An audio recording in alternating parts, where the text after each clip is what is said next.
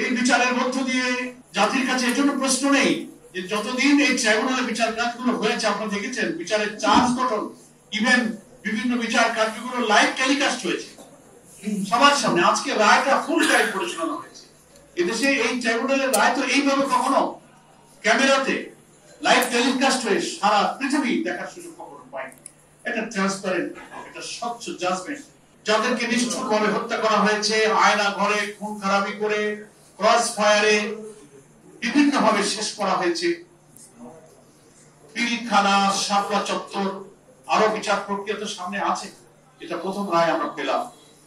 সেজন্য আমরা মনে করি সবগুলোরই নিরপেক্ষ স্বচ্ছ বিচার হওয়া উচিত। আজকের রায়ের মধ্য দিয়ে অন্তত ক্ষতিগ্রস্ত পরিবারগুলো, যাদের পিতা হারিয়েছে, স্বামী হারিয়েছে, সন্তান হারিয়েছে, তাদের পূর্ণ ক্ষতির পূরণ হয়তো কোনোদিন হবে না, কিন্তু কিছুটা স্বস্তি তাদের হৃদয়ে এসেছে, একটা সুবিচার তারা দেখতে পেল।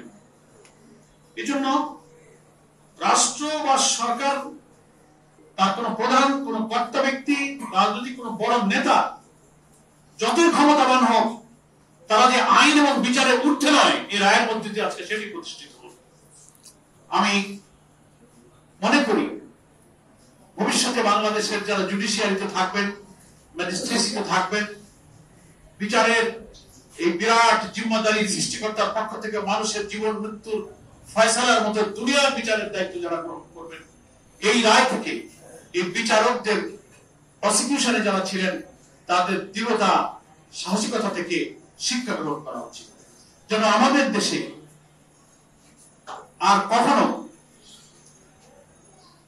বিচারক হোক, প্রশাসক হোক, কেউ যেন ফ্যাসিবাদী না হয়ে ওঠেন, কর্তৃত্ববাদী না হয়ে ওঠেন, অত্যাচারী না হয়ে ওঠেন। আল্লাহ রাসূল সাল্লাল্লাহু আলাইহি ওয়াসাল্লাম হাদিস শরীফের মধ্যে বলেছেন যে 7 শ্রেণীর মানুষ কিয়ামতের কঠিন দিনে আল্লাহর আরশের ছায়া পাবে, তার মধ্যে একটা শ্রেণী হলো ন্যায় বিচারক, সুলতানুল আদল বলা হচ্ছে। এটা মনে থাকে না বিচারকদের, এটা জাতির জন্য একটা শিক্ষা হয়ে থাকবে। বিচারকে ঘিরে সারা দেশে কয়েকদিন যে নাশকতা, রায়ের ঘোষণার কথা, রায়ের দিনকে আজকে কেন্দ্র করে ককটেল নিক্ষেপ, গাড়ি ঘোরানো, বিভিন্ন জায়গায় অবরোধ সৃষ্টি করার যে সমস্ত পায়তারা করা হয়েছে, জাতি সেগুলো প্রত্যাখ্যান করছে, জাতি সেটা গ্রহণ করেনি। তাদের সাথে এদেশের রাজনীতি আর যায় না। ফলে মৃত্যুদণ্ডপ্রাপ্ত আসামিকে, এখন তো মৃত্যুদণ্ডপ্রাপ্ত যাদের রায় হলো, তারা এখন কিন্তু পলাতক।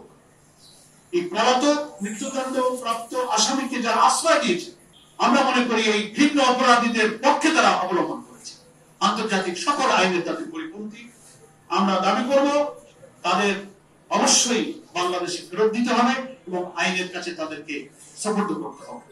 গণতন্ত্রের দাবি করলে, সৎ প্রতিবেশী সুলভ আচরণ দাবি করলে, সৌহার্দ্যপূর্ণ সম্পর্কের দাবিদার প্রতিবেশী হলে, এটি হচ্ছে তার প্রথম দায়িত্ব। একজন পলাতক মৃত্যুদণ্ডপ্রাপ্ত আসামিকে আর বিলম্ব না করে তাকে আইনের কাছে সুপর্দ করা হচ্ছে। সম্মানিত সাংবাদিক বন্ধুগণ, আমরা আর দীর্ঘ বক্তব্য আমরা দিব না। আপনাদের সকলকে ধন্যবাদ জানাই, আপনারা দীর্ঘ সময় ধরে এখানে অপেক্ষা করেছেন। এত বড় মামলার এত দীর্ঘ রায় পড়ে শোনাতে হয়তো আদালতের লম্বা সময় চলে গিয়েছে, আপনারা এখানে ওয়েট করেছেন। আমাদের অনেক ব্যক্তিগত এখানে আছেন। আমি আপনাদের সকলকে আবারও বাংলাদেশ জামাত ইসলামের পক্ষ থেকে মোবারকবাদ জানিয়ে মহান আল্লাহ তাআলার প্রতি কৃতজ্ঞতা জানাই যে এই বঞ্চিত অচল জাতি অত্যাচারী শাসকের হাত থেকে রেহাই পেয়েছে।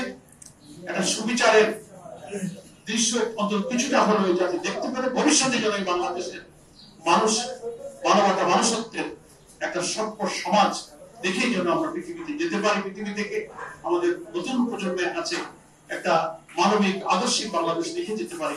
আল্লাহ কাছে সেই সাহায্য কামনা করি। নিরপেক্ষ, সত্য প্রকাশে আপোষহীন।